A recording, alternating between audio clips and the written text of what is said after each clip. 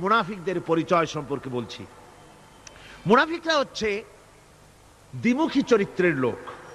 তারা দুই গ্রুপকে খুশি করতে চায়, দুই গ্রুপের মানুষের কাছে ফায়দা লোটার জন্য দুই গ্রুপের সঙ্গে সম্পর্ক রাখে। ইসলাম বিরোধী যারা তাদের সাথেও সম্পর্ক থাকে, আর ইসলাম যারা করে তাদের সাথেও সম্পর্ক রক্ষা করে।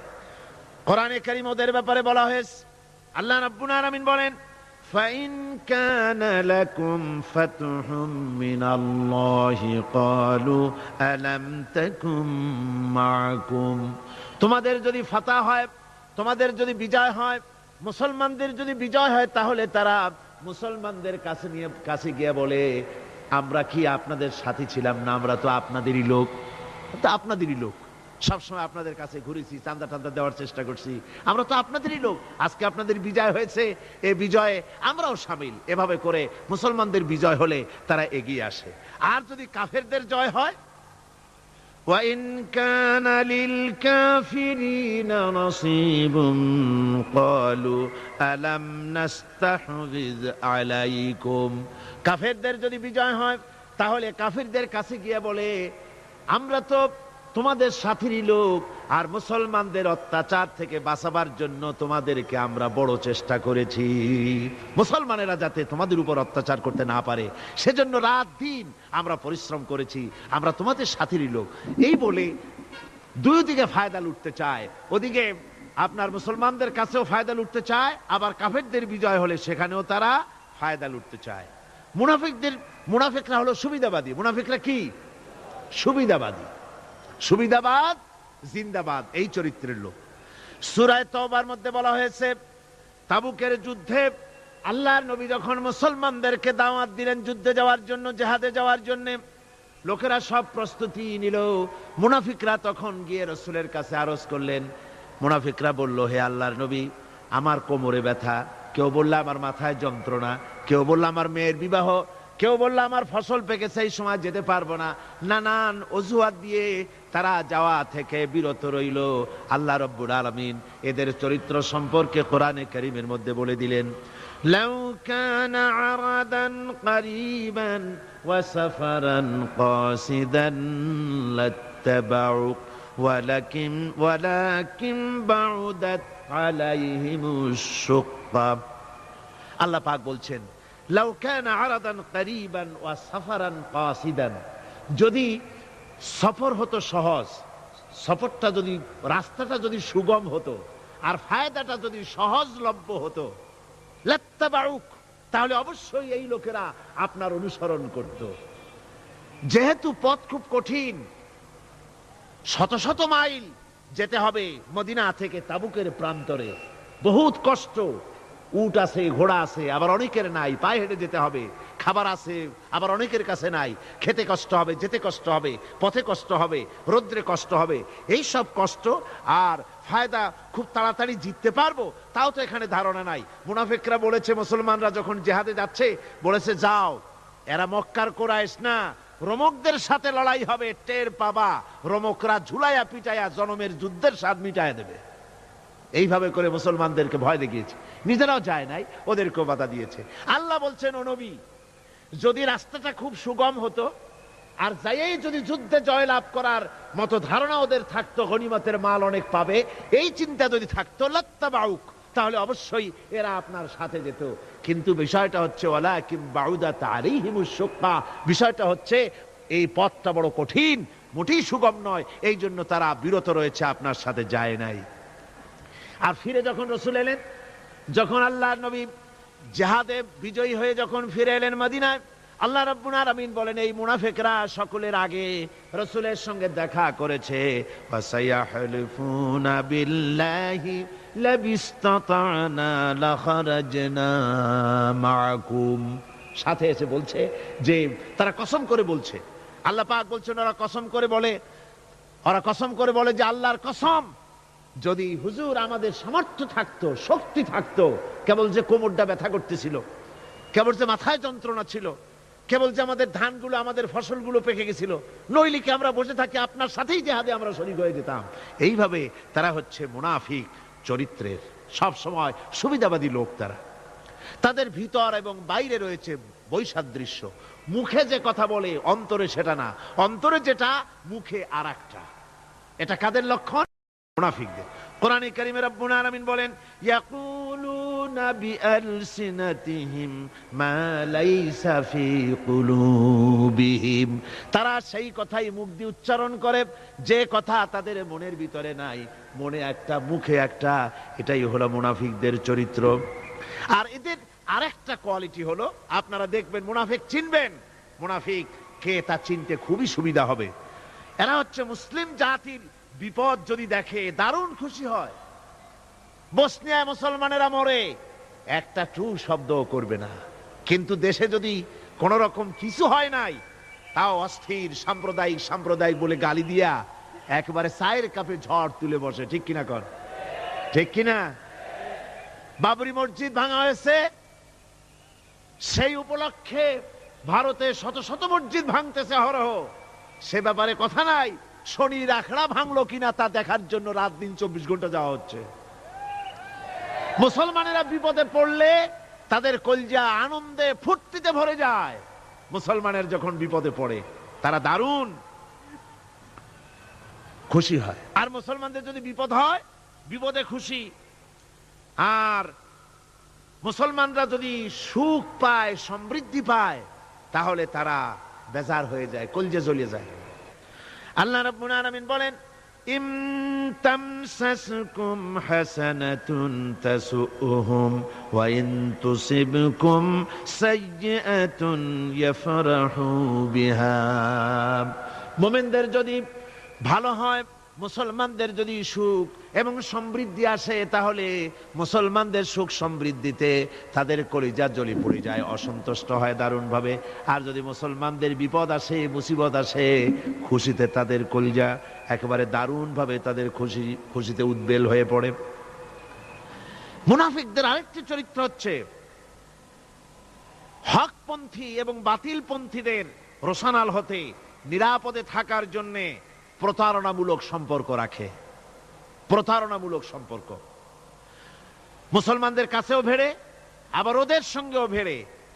টাকা পয়সা ওদের যদি থাকে, তো এই বেশি টাকাগুলো দেয় ইসলাম বিরোধীদের, আর মুসলমানদেরকে সামান্য সামান্য দিয়া সম্পর্ক রক্ষা করে। জানি না কোন দল ক্ষমতা যাবে, বলা তো যায় না, কাজে দুই দিকে সম্পর্ক রক্ষা করে তারা চলে।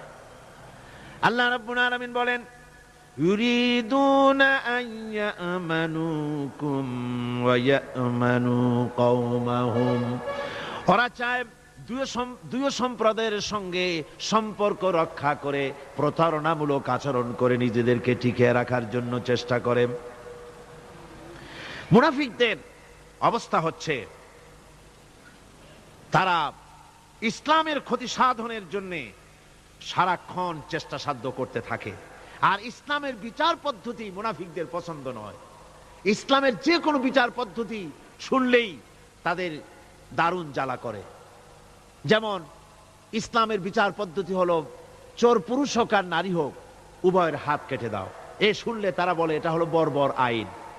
জেনার শাস্তি, মদখোরের শাস্তি, হত্যাকারীর শাস্তি, কোরআনে কারীম যে শাস্তি বিধান করেছে তা শুনলে পরে তাদের দারুণ খারাপ লাগে এবং এ নিয়ে বিতর্ক সৃষ্টি করে। কোরআনে কারীম আল্লাহ পাক এই চরিত্র সম্পর্কে বলেছেন, ইউরিদুনা আন ইয়াতাহাকাবু ইলাত তাগুত। তারা শয়তানের আইনকে প্রতিষ্ঠিত করতে চায়, অর্থাৎ আল্লাহর আইন বিদায় করে দিয়ে মানুষের তৈরি করা মতবাদকে প্রতিষ্ঠিত করার জন্য তারা চেষ্টা চালায়। শুধু তাই নয়, মুনাফিকদের আরেকটা চরিত্র হলো, তারা যদি আজান শুনতে পায়, আজান এবং নামাজ সম্পর্কে তারা কটূক্তি করে। আজান এবং নামাজ সম্পর্কে তারা কটূক্তি করতে থাকে। এটা হলো মুনাফিকদের আরেকটা চরিত্র। আল্লাহ রাব্বুল আলামিন বলেন, ওয়াইদা নাদাইতুম ইলাস সালাতি ইত্তাখাযুহা হুজওয়ান ওয়া লাইবান। যখন আজান তারা শোনে, যখন নামাজের দিকে তাদেরকে ডাকা হয়, তখন তারা ঠাট্টা করে, বিদ্রুপ করে। আরেকটি চরিত্র হলো, সমাজের ভিতরে অশ্লীলতা বাড়াবার জন্য তারা প্রচেষ্টা চালায় ইন্নাল্লাযীনা ইউহিব্বুনা আন তাশিআল ফাহিশাতু ফিল্লাযীনা আমানু লাহুম আযাবুন আলীম। ঈমানদার লোকদের মধ্যে অশ্লীলতা এরা বেশি করে ছড়াবার জন্য চেষ্টা করে, মানুষকে দুশ্চরিত্র বানাবার জন্য তারা চেষ্টা করে। এইভাবে করে রেডিওর মাঝে, সিনেমার ভিতরে, গানের মাধ্যমে, যাত্রার মাধ্যমে, পত্রপত্রিকার মাধ্যমে নানানভাবে চেষ্টা চালায় যাতে করে মুসলমানদের মধ্যে চরিত্রহীনতা বাড়তে থাকে, শয়তানি বদমাশি বাড়ে, মানুষ চরিত্রবান হতে পারে এমন কিছু প্রদর্শিত হবে না, বরং প্রদর্শিত হবে মুনাফিকরা চেষ্টাই চালাবে যাতে করে মানুষের দ্বীন ও ঈমান নষ্ট হতে পারে, সেগুলি তারা করতে থাকবে। এগুলি হলো মুনাফিকের চরিত্র। এগুলি কি চরিত্র? পাপের কাজ যদি দেখে তড়িৎ গতিতে ওরা ঝাঁপিয়ে পড়ে। কোরআনে কারিমে রব্বুল আলামিন বলেন, ওয়াতারা কাসীরাম মিনহুম ইউসারিউনা ফিল ইসমি ওয়াল উদওয়ান। মুনাফিকদের চরিত্র এটাও যে তারা যখনই সুযোগ পায় তখনই খারাপ কাজের দিকে, মন্দ কাজের দিকে ঝাঁপায় পড়ে এবং মানুষদেরকে মন্দের দিকে, গুনাহের দিকে, জুলুমের দিকে, অত্যাচারের দিকে তড়িৎ গতিতে তারা ঝাঁপায় পড়ে। এটা হলো তাদের কাজ। মুনাফিকদের আরেকটা চরিত্র হচ্ছে তারা যদি নামাজ পড়তে দাঁড়ায়, নামাজ তারা পড়ে মানুষকে দেখাবার জন্যে, আল্লাহকে খুশি করার জন্য মুনাফিকরা নামাজ পড়ে না। কোরআনে কারিমে বলা হচ্ছে, ওয়াইদা কামু ইলাস সালাতি কামু কুসালা ইউরাউনান নাস। মুনাফিকদের চরিত্র হচ্ছে তারা নামাজে যায় না, যদি যায় তাহলে নামাজের মধ্যে দাঁড়ায় কাহিনী এবং চুস্তি অবস্থায়, নামাজের মধ্যে দাঁড়ায় ইদিক উদিক তাকায়, টুপিটা ঠিক করে, জামাটায় টান দেয়, বগলে চুলকায়, তারপরে নামাজের মধ্যে ইমামকে সতর্ক করে। ইমাম যদি তাশাহুদ পড়তে দেরি করে, ওর নিজের পড়া আগে হয়ে গেছে, ইমাম একটু দেরি করতেছে, তো পিছন থেকে সিগন্যাল মারে।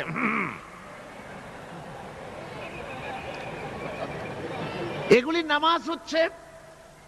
আল্লাহ পাক বলছেন ইউরাউনান নাস, এরা মানুষকে দেখাবার জন্য নামাজ পড়ে, এগুলি আসল নামাজ নয়। এগুলি আসল নামাজ নয়, আল্লাহকে সন্তুষ্ট করার জন্য নয়, এগুলি মানুষকে দেখাবার জন্য তারা নামাজ পড়ে।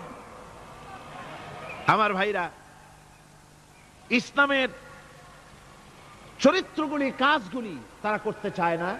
সব সময়ের জন্য ইসলামের সঙ্গে বিরোধিতা করা এবং ইসলামের অপব্যাখ্যা করা, এগুলি হচ্ছে এই মুনাফিকদের চরিত্র, মুনাফিকদের কাজ। মুনাফিকরা চিরটা কাল এভাবে মুসলমানদের সঙ্গে খারাপ ব্যবহার করে এসছে এবং নিজেরা জাহান্নামের পথকে এভাবে তারা করে নিয়েছে। মুনাফিকদের আরেকটি চরিত্র হচ্ছে জিহাদের নাম শুনলে তাদের কলিজা কেঁপে ওঠে। বুঝলেন? কই যে আপনারা জিহাদ করেন কেন? এমনি সহজ পথে কলেমা পড়িয়া অল্পের মধ্যে বেহেশতে যাওয়া যায়, এরকম একটু দোয়া টোয়া শিখান মুসলমানদেরকে। আমাদের কাছে মাঝে মধ্যে আসে, কয় যে মুনাফিক তো সহজে চেনা যায় না। কয় যে হুজুর, এই যে বারবার জিহাদ, এই মারামারি, এই ঠ্যাঙ্গাঠ্যাঙ্গি, এগুলি আছে নাকি ইসলামের মধ্যে? কোথায় আছে যে মারামারি করা লাগবে, তারপরে মিছিল করা লাগবে, ধর্মঘট করা লাগবে, এ ধরনের জিহাদে অংশ নিতে হবে? এগুলি কি? এগুলি বাদ দিয়া সহজভাবে, শান্তভাবে যাতে করা যায়, অল্প অল্প ছোট ছোট দোয়া শিক্ষা দেন যাতে করে সহজে বেহেশতে চলে যাওয়া যায়। আমি বলছি ভাই, রাসূলুল্লাহ এরকম আমাদের শিখান নাই যে এরকমের সোরাগলি বেহেশতে যাওয়ার জন্য আবিষ্কার করে দেব, ছোট্ট একটা দোয়া পড়বেন, আরবে বেহেশত আপনার মামুবাড়ির বারান্দা যাই কলা খাওয়া শুরু করলেন। এত সহজে বিষয়টা আসবে না, বিষয়টা খুবই কঠিন। আল্লাহ রাব্বুল আলামিন বলেন, মুনাফিকদের চরিত্র হলো জিহাদের নাম যখন তারা শোনে, জিহাদের নাম শোনা মাত্রই তাদের কলিজা কেঁপে ওঠে। রাআইতাল্লাযীনা ফী কুলুবিহিম মারাদুন ইয়ানজুরুনা ইলাইকা নাযারাল মাগশিয়্যি আলাইহি মিনাল মাউত। যখনই তাদের অন্তঃকরণ নেফাকের রোগে ভরা, নেফাকের রোগ তাদের কেমন ভাবে পেয়ে বসেছে যে ওরা এমন ভাবে তাকায় থাকে আপনার দিকে, রাসূলুল্লাহর দিকে এমন ভাবে তারা তাকায় থাকে যে জিহাদের কোনো কথা বলে ফেলে নাকি। জিহাদের কথা যদি আসে তাহলে তো সর্বনাশ। ওদের মৃত্যু যন্ত্রণার মতো, মৃত্যুর জ্বালায় পতিত ব্যক্তি যেমন চোখ ফ্যাকাশে হয়ে যায়, জিহাদের কোনো কারবার বা যুদ্ধের কোনো দামাডোল বেজে উঠলেই এদের কলিজার মধ্যে কাঁপ সৃষ্টি হয়ে যায়। কলিজার মধ্যে কাপ সৃষ্টি হয়, জেহাদে তারা দারুণ ভাবে ভয় পায়। মোমেনদের উল্টা, মোমেনদের হলো জেহাদের নাম শুনতে তাদের কলিজার মধ্যে ফুর্তি আসে। তার কারণ হচ্ছে জেহাদের ময়দান হচ্ছে এমন এক ময়দান, আল জান্নাতু তাহতা যিলালিস সায়ুফ, বেহেশত হচ্ছে তরবারির ছায়াতলে। এই রাস্তায় যদি মরতে পারি, জীবনে তো বহুত গুনাহ করছি, বেহেশতে যেতে পারবো কিনা আল্লাহই জানে, কিন্তু এই একটা পথ, এইখানে যদি জানটা দিতে পারি, বিনা হিসাবে আল্লাহর জান্নাতে চলে যেতে পারবো।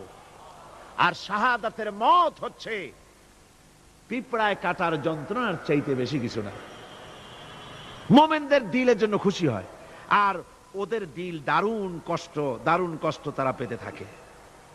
এদের অবস্থা হচ্ছে যেখানে দ্বীনের কথা হয় সেখানে তারা চুপ করে বসে কথা শোনে, আর যখন দ্বীন ইসলামী আন্দোলনের কথা আসে, জেহাদের কথা আসে, তখন তারা খুব ভয় পায়া এদিক ওদিক তাকায়। কোরআনে কারিমে ওদের এই চরিত্র সম্পর্কে বলা হয়েছে, وَإِذَا مَا أُنْزِلَتْ سُورَةٌ نَظَرَ بَعْضُهُمْ إِلَى بَعْضٍ هَلْ يَرَاكُمْ مِنْ أَحَدٍ ثُمَّ انصَرَفُوا। এরা কোরআনের আয়াত যখন নাজিল হয় তখন একজন আরেকজনের দিকে তাকাতাকি করে, কি জানি আমাদের ব্যাপারে কোনো আয়াত নাজিল হয়ে পড়ে নাকি, অথবা জেহাদের ব্যাপারে কোনো আয়াত নাজিল হয়ে পড়ে নাকি। কেউ দেখে নাকি এই সব এদিক ওদিক তাকাই আসতে এই জায়গা থেকে কেটে পড়ে, যে আমাদের চরিত্রই তো বর্ণনা করা হচ্ছে, কাজী এখন আর বসা ঠিক না, আস্তে করে কেটে পড়ার জন্য চেষ্টা করে। এটা হলো মুনাফিকদের আর একটা চরিত্র। এরা এইভাবে করে নিজেদের চরিত্রকে প্রকাশ করে ধরা পড়ে, এবং ইসলামের সবচাইতে মারাত্মক ক্ষতি এই মুনাফিকরা চিরকাল করেছে।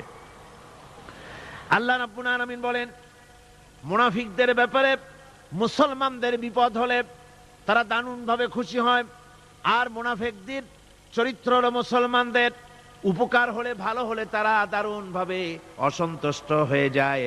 যখন আর আল্লাহ মুমিনদেরকে সান্ত্বনা দেন, মুমিনদেরকে আল্লাহ পাক সান্ত্বনা দিচ্ছেন মুনাফিকদের ব্যাপারে, কুল লা ইউসিবানা ইল্লা মা কাতাবাল্লাহু লানা হুয়া মাওলানা ওয়া আলাল্লাহি ফালিয়াতাওয়াক্কালিল মুমিনুন।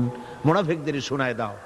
মুমিনদেরকে বলা হচ্ছে তোমরা মুনাফিকদের শোনাও যে তোমরা যে আমাদের ব্যাপারে খুশি হচ্ছ, যে আমাদের বিপদ দেখা, আমাদের চতুর্দিক থেকে বিপদ, মুসলমানদের আজ চতুর্দিক থেকে কি বিপদ, এই বিপদ দেখে তোমরা দারুণ খুশি যে মুসলমানেরা এইবার মার খাচ্ছে, ইসলামী আন্দোলন আর কোমর সোজা করে দাঁড়াতে পারবে না, এইবার শেষ, বুদ্ধি করিয়া যে ষড়যন্ত্রের জালে আটকায় দিছি আর মুক্তি হবে না। এই যে তারা খুশি।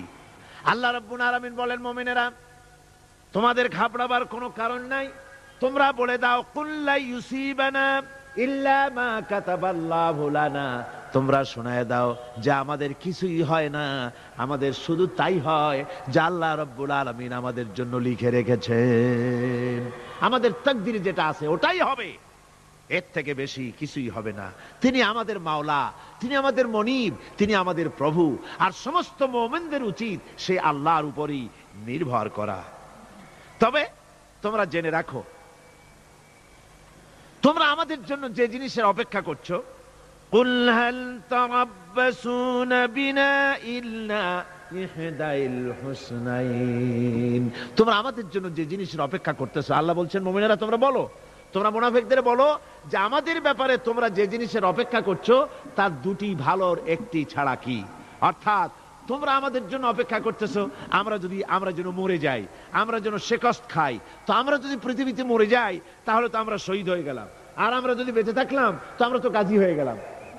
আমাদের ওই যে হাতি মরার মতো আর বাঁচার মতো, হাতি মরলেও লাখ টাকা, বাঁচলেও লাখ টাকা, আমরা মরলে গাজী, বাঁচলে কি শহীদ, কোন দিক দিয়ে আমাদের ঠগ নাই। সুতরাং তোমরা আমাদের জন্য যে জিনিস অপেক্ষা করো তার দুটো ভালোর একটি ছাড়া কি।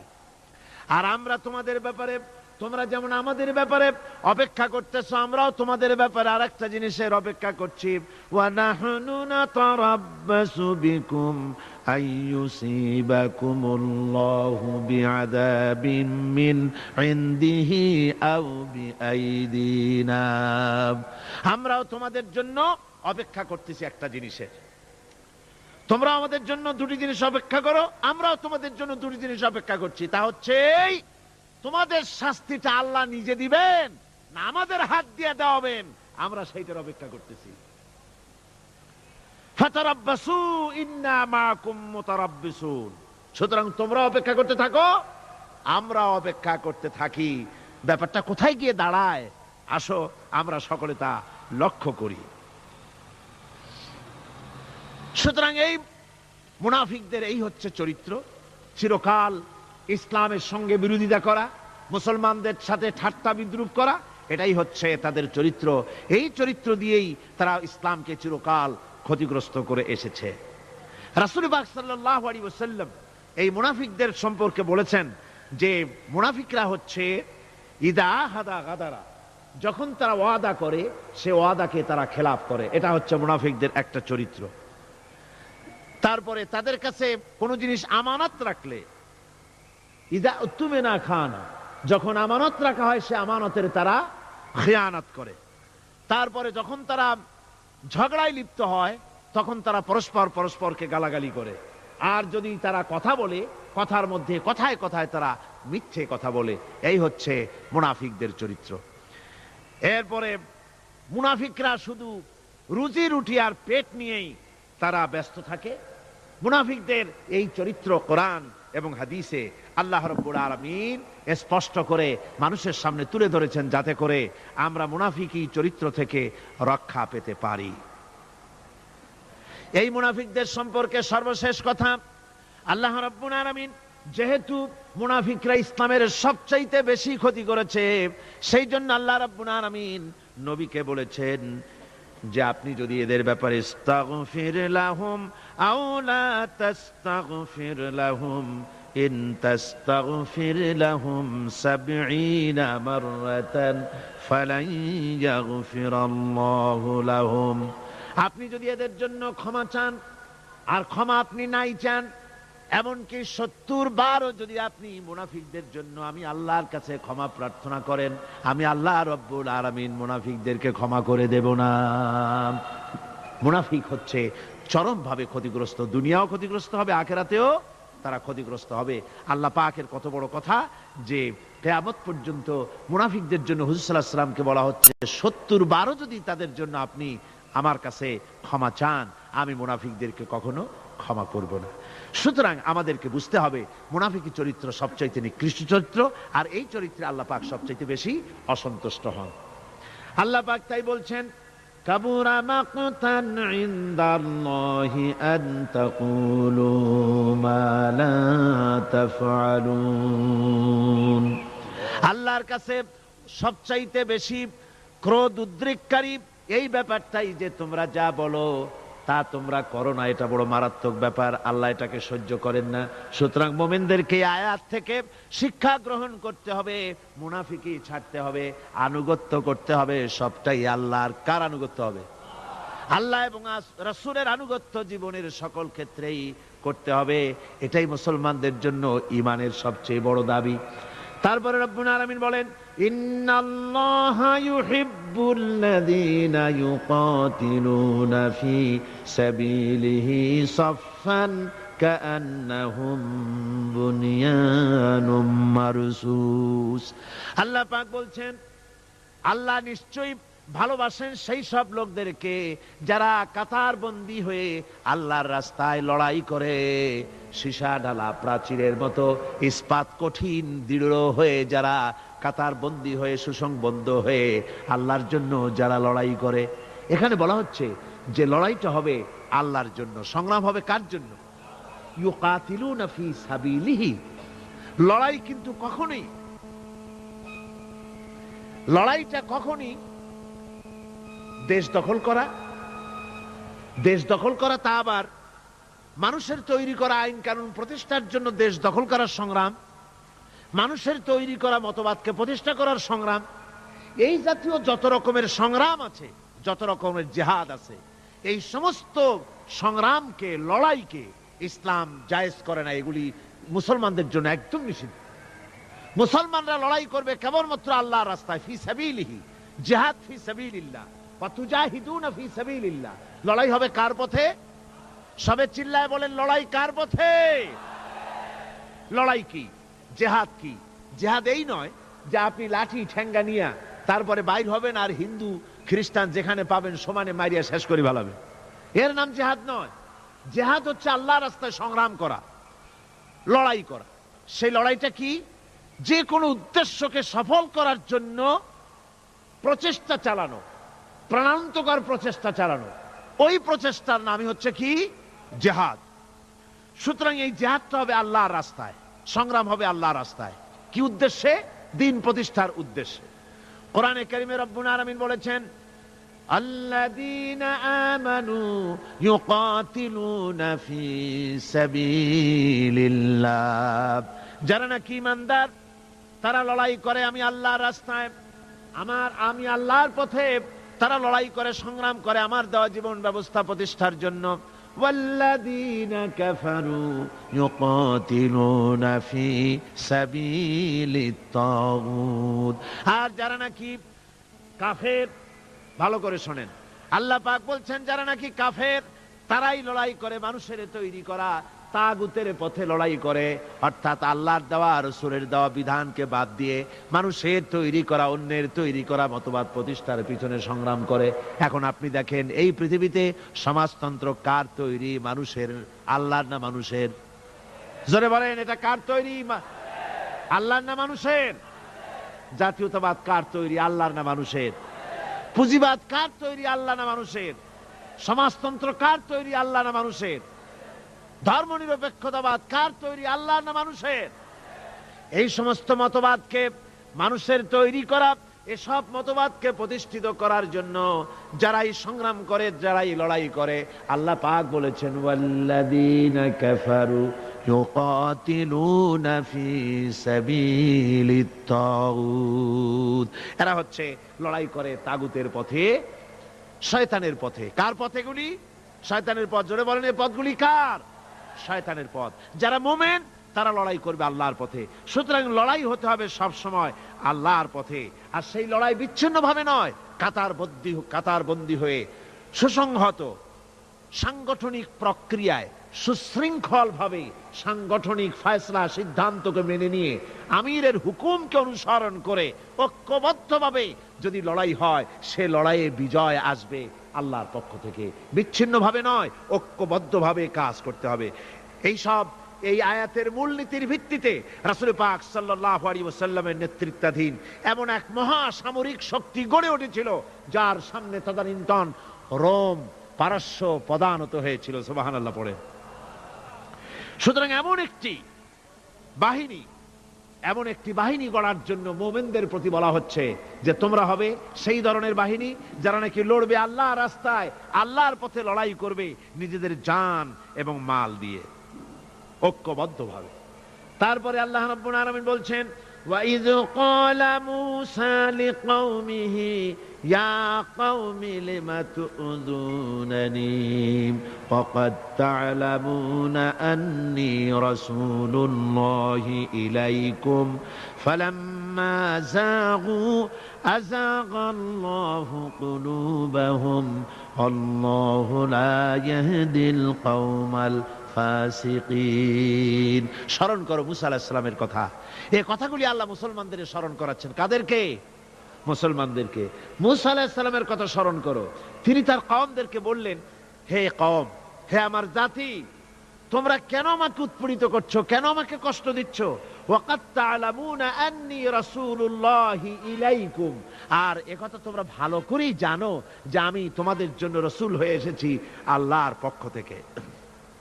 বন্ধুগণ, কোরআনে কারীমে একথা বলা হয়েছে, সর্বত্র প্রায় এসেছে, নবীদের উপরে সমকালীন যুগের লোকেরা নবীদেরকে কষ্ট দিয়েছে, মুসিবত দিয়েছে। কারণ কি? নবীদের স্বভাব খারাপ ছিল, তাই নাকি? নাউযুবিল্লাহি মিন যালিক। নবীরা স্বভাব চরিত্রের দিক থেকে সর্বশ্রেষ্ঠ। নবীদের জন্য সমকালীন লোকেরা ক্ষেপলো কেন? ক্ষেপেছে একটাই কারণ ছিল। নবীদের বিরুদ্ধে ক্ষেপার একটি কারণ, তা হচ্ছে নবীরা দুনিয়ার মানুষের সামনে বলেছেন, ইয়া কওমি ইবুদুল্লাহা মা লাকুম মিন ইলাহিন গায়রু। নবীরা দাওয়াত দিয়েছেন, ও আমার কওম, ও আমার জাতি, এক আল্লাহ ছাড়া কারো গোলামি করা যাবে না, কারো আনুগত্য করো না, দাসত্ব করো, গোলামি করো একমাত্র আল্লাহ রাব্বুল আলামিনের। অন্য আয়াতে এসেছে আল্লাহ পাক বলেছেন, ওয়ালাকাদ বাআসনা ফি কুল্লি উম্মাতির রাসূলা আন ইবুদুল্লাহ ওয়াজতানিবুত তাগুত।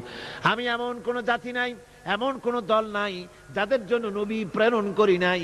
নবীরা গিয়া তাদেরকে বলেছেন এক আল্লাহর গোলামি করো, আর মানুষের দাসত্ব তাগুতের গোলামি বর্জন করো, আল্লাহর গোলামি করো।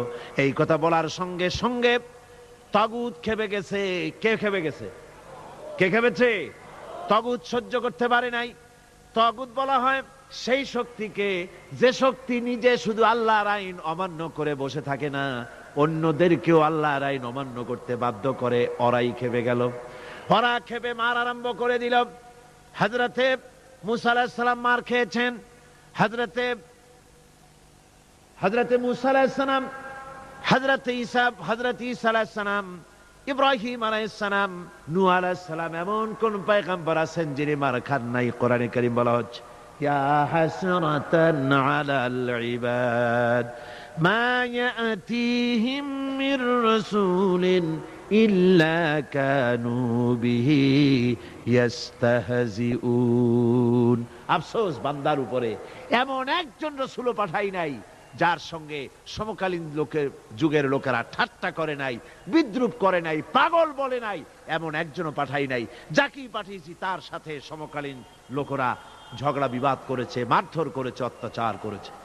বিশ্বকবি, কবি সম্রাট আল্লামা ইকবাল রহমতুল্লাহ আলাইহি বলেছেন, সতীজা কা রহা হ্যায় আজল সে তা ইমরোজ, सतेजा का रहा है असल से ताइमरोज, चरागे मुस्तफा भी से शरारे बुलाबीस। মুস্তফার দ্বীপ শিখার সাথে, মুস্তফার দ্বীপ শিখার সাথে আবু লাহাবের অগ্নিস্ফুলিঙ্গের সংঘর্ষ চলে এসেছে। আবহমান কাল থেকে শুরু হয়েছে, আজও চলছে, কিয়ামত পর্যন্ত চলতে থাকবে। তবে কিনা আবু জেহেলের, আবু লাহাবের অগ্নিস্ফুলিঙ্গ নির্বাপিত হয়ে যাবে, আর মুস্তাফা সাল্লাল্লাহু আলাইহি ওয়াসাল্লামের দীপ শিখা জ্বলতেই থাকবে, নিভে যাবে না। সুবহানাল্লাহ পড়ে, নিভে যাবে না। কারণ হচ্ছে আল্লাহ পাক বলেছেন, ইউরিদুনা লিইউতফিউ নূরাল্লাহি বিআফওয়াহিহিম ওয়াল্লাহু মুতিম্মু নূরিহি ওয়ালাউ কারিহাল কাফিরুন। কাফের বেঈমানেরা চায় মুখের ফু দিয়ে আমার আলোকে নির্বাপিত করে দেবে, আমার দ্বীনকে দুনিয়া থেকে মিটিয়ে দেবে। আল্লাহ পাক বলেন, আমি আমার দ্বীনকে পূর্ণতা দান করব, জাঁকজমকের সাথে আমার দ্বীন দুনিয়ার বুকে প্রতিষ্ঠিত হবে।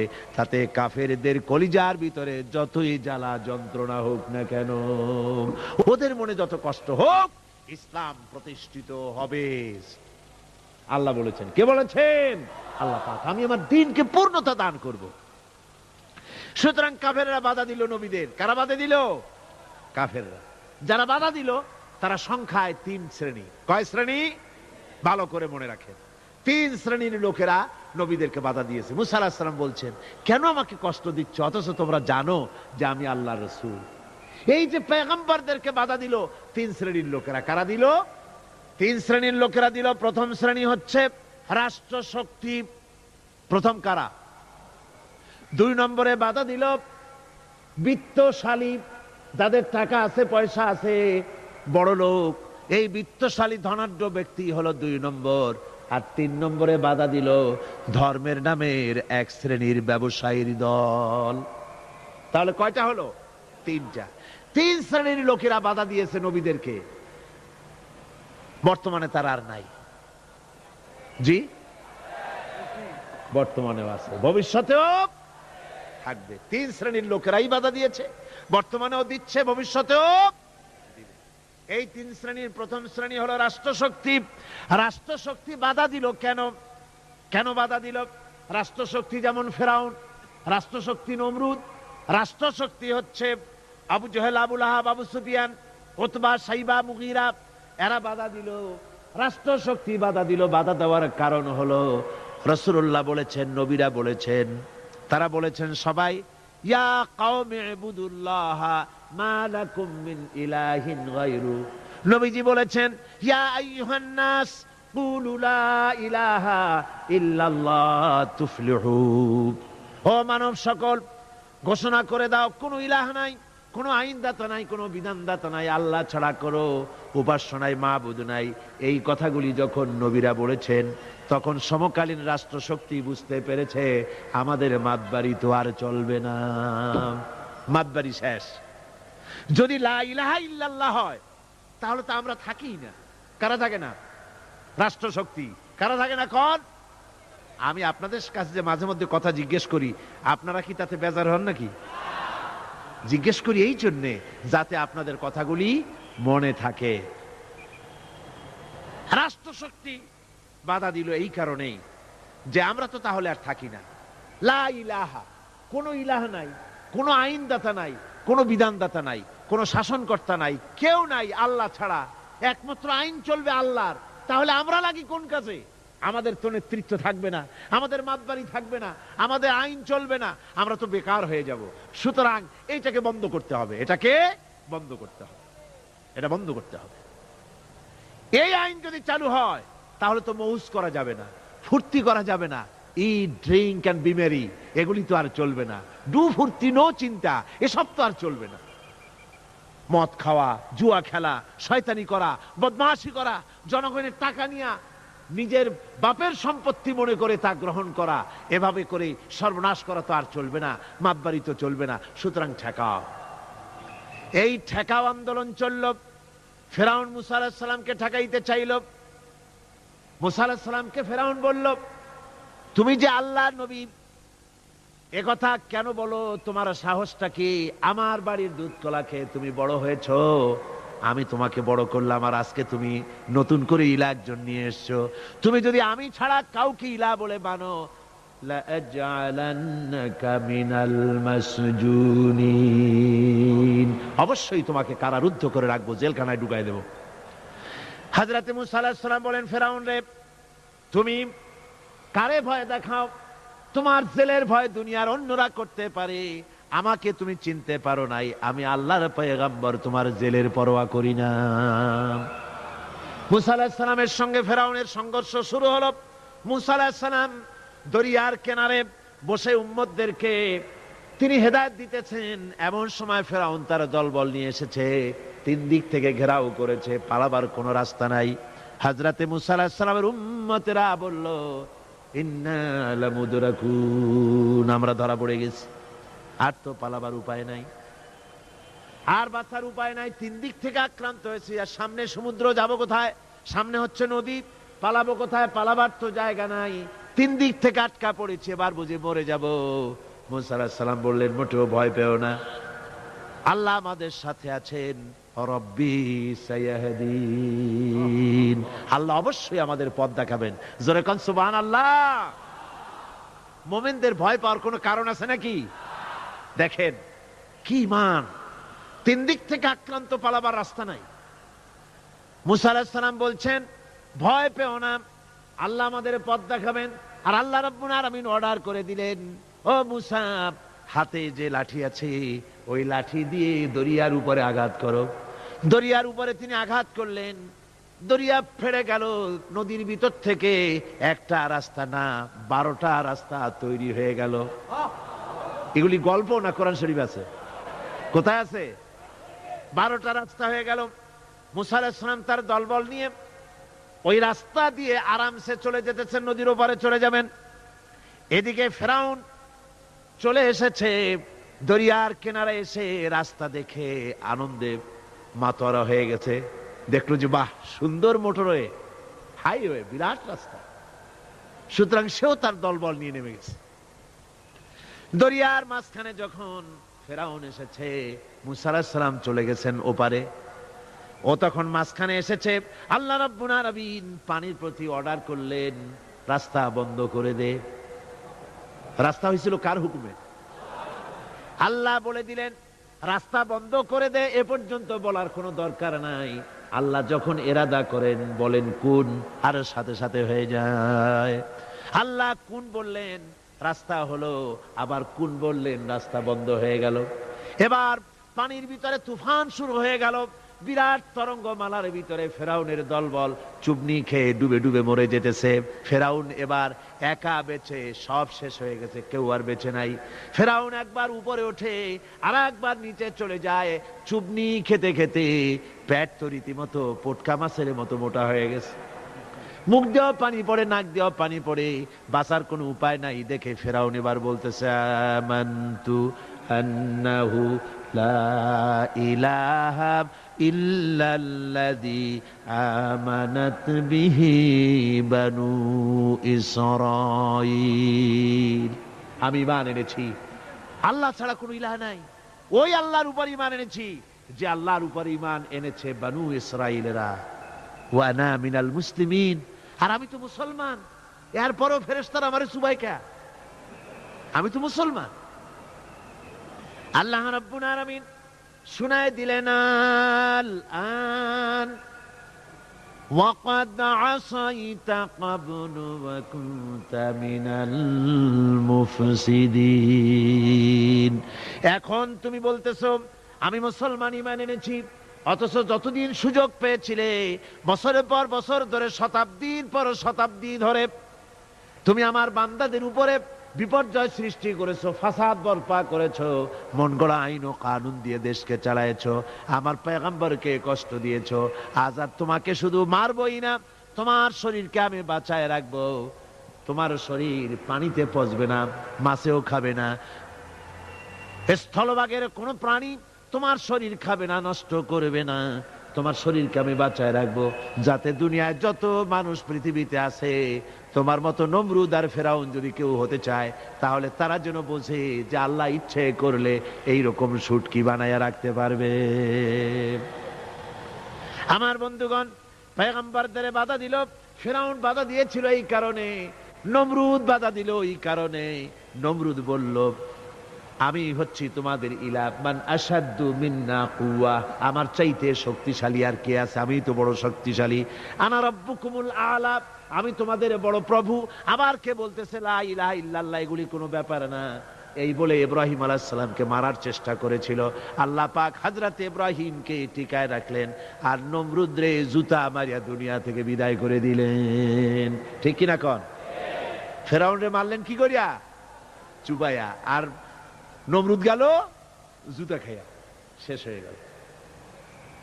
এভাবে করে দুনিয়ায় নমরুদ আর ফেরাউন আসে, ইসলামের সঙ্গে বিরোধিতা করে। ওদিকে আবু জাহেল, আবু লাহাব, উতবা, শাইবা, মুগীরা, তারাও চেষ্টা করেছিল নবীজিকে দুনিয়া থেকে বিদায় করে দেবে, তার কথাকে দুনিয়ার মানুষকে শুনতে দেবে না। সমস্ত নবীদেরকে বাধা দিয়েছে, নবীজিকেও বাধা দিয়েছে। ওই বাধার মোকাবেলা করতে গিয়ে হযরতে আবু বকর, হযরতে ওমর, ওসমান, আলী রিদওয়ানুল্লাহ তাআলা আলাইহিম আজমাইন সবাই মার খেয়েছেন, কষ্ট করেছেন, মুসিবত উঠাইছেন। এত কষ্ট মুসিবত পয়গম্বরদের উপরে হয়েছে, স্বয়ং আল্লাহ নবী মার খেয়েছেন, নবীজির দান মোবারক শহীদ হয়েছে, রাসূলুল্লাহর কপালের ভিতরে লোহার করা প্রবিষ্ট হয়েছে, আল্লাহ নবীর গলায় চাদর দিয়ে কাফেররা জমিনের উপরে আছাড় মেরে ফেলে দিয়েছে। এত কষ্ট মুসিবত নবীদের উপরে তারা দিয়েছে, তার একটি মাত্র কারণ ছিল, আল্লাহ নবী বলেছেন লা ইলাহা ইল্লাল্লাহু মুহাম্মাদুর রাসূলুল্লাহ। ইসলাম যত আইন করেছে, সমস্ত আইন সার্বজনীন আইন।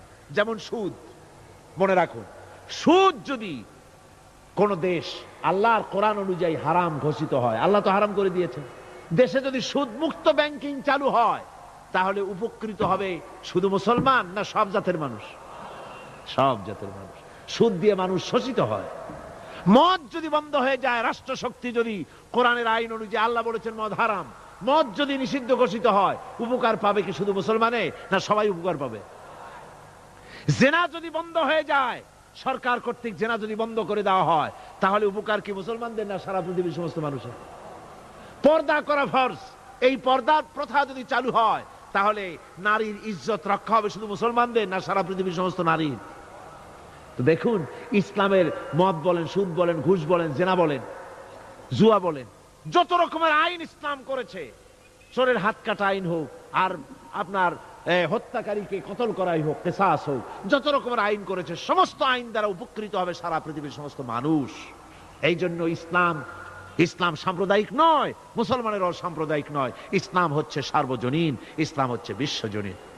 আজকে রাষ্ট্রশক্তি পয়লা নম্বরেই বাধা দেয় তাদের ক্ষমতাকে টিকিয়ে রাখার জন্য, ক্ষমতাকে কক্ষিগত করার জন্য হারাম ভাবে, অবৈধভাবে সরকারের জনগণের মালকে, সম্পদকে ভক্ষণ করার জন্য নিজেদের ফুর্তি, নিজেদের মনের চাহিদা, নিজেদের নাফস এবং প্রবৃত্তি অনুযায়ী চলার জন্য তারা এই নিজেদের ক্ষমতাকে টিকিয়ে রাখার জন্য ইসলামকে চিরকাল তারা বাধা দিয়ে এসছে।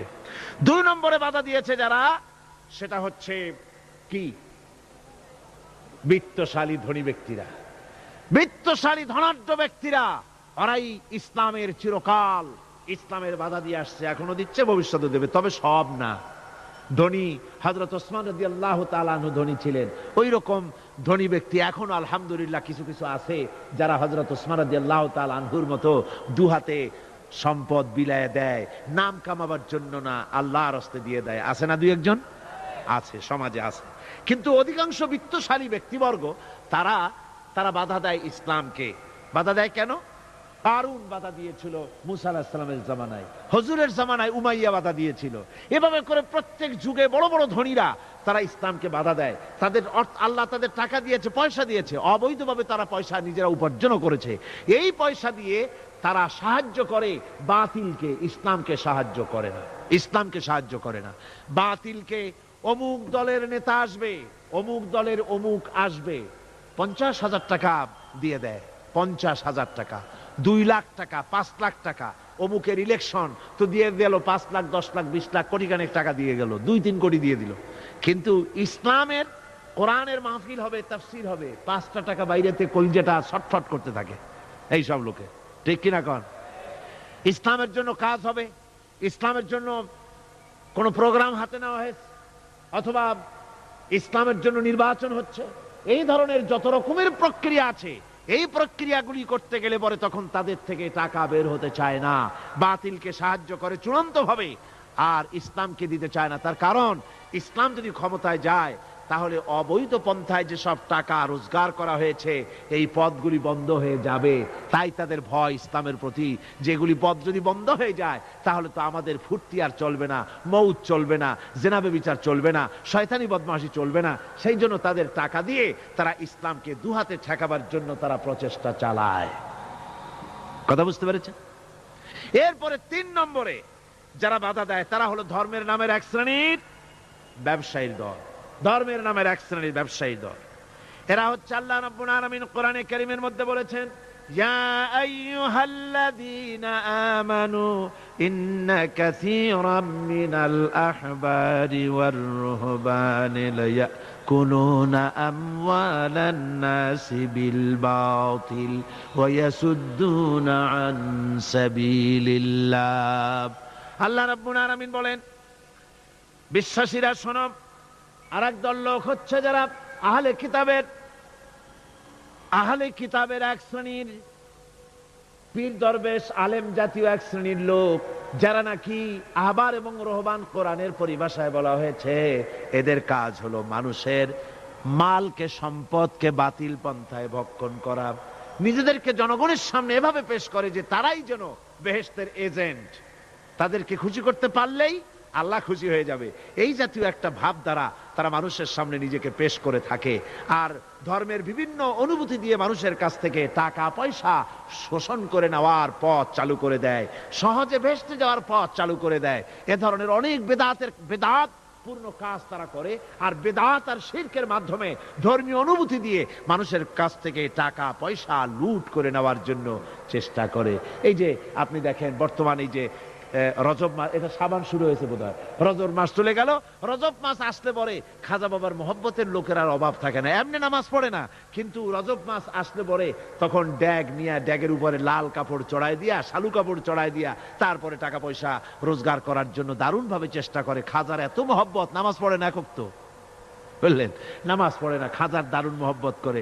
আসলে তো খাজার মহব্বত না, আসল ব্যাপারটা হচ্ছে ইয়া খাজা কুছ তো আজা পেট তো ভর যা, নিজের পেট ভরার জন্য, নিজের টাকা পয়সা লুটতরাজ করার জন্য এইভাবে করে তারা খাজার মহব্বত হিসেবে নিজেকে পেশ করে। এইভাবে কেউ মাজার দিয়া, কেউ ওরস দিয়ে, কেউ এই ধরনের নানান রকমের বিদআতপূর্ণ কাজ করে করে জনগণের কাছ থেকে টাকা পয়সা বাতিল পন্থায় ভক্ষণ করে। আল্লাহ পাক বলছেন শুধু বাতিল পন্থায় জনগণের মালকে ভক্ষণ করে যদি বসে থাকতো তাও একটা হতো, তাও না। ওয়াসুদ্দুনা আন সাবিলিল্লাহ, বাতিল পন্থায় জনগণের মাল ভক্ষণ করে, এটা হলো এক। দুই নম্বরে সব সময় তারা ইসলামী আন্দোলনকে বাধা দেয়। ইসলামের পথে, আল্লাহর পথে সব সময় ফতোয়া দিয়ে, ফতোয়াবাজি করে তারা ইসলামের আন্দোলনের পথে লোকেরা যেন যাইতে না পারে, ইসলামী আন্দোলনে শরীক হতে না পারে, সেজন্য আপ্রাণ প্রচেষ্টা করতে থাকে এই শ্রেণীর লোকেরা। এই তিন শ্রেণীর লোক ইসলামকে চিরকাল বাধা দিয়ে এসেছে। তাই আমি আজকে আপনাদের সামনে এই কথাই বলতে চাই যে আল্লাহ রাব্বুল আলামিন কোরআনে কারীমের এই সূরাটির এই আয়াতগুলির মধ্যে পরিষ্কার করে আমাদের সামনে বলে দিলেন যে মুনাফিকি বর্জন করতে হবে। এক নম্বরে কি? মুনাফিকি বর্জন করতে হবে। মুনাফিকি মারাত্মক রোগ, সেই রোগগুলি সম্পর্কে আমি আপনাদের সামনে আলোচনা করেছি। দুই নম্বরে বলা হয়েছে আল্লাহ ঘৃণিত, সর্বাধিক ঘৃণিত ব্যক্তি আল্লাহর কাছে মুনাফিকরা। সর্বাধিক ঘৃণিত কারা? মুনাফিকরা। আর সবচাইতে আল্লাহ ভালোবাসেন কাদেরকে?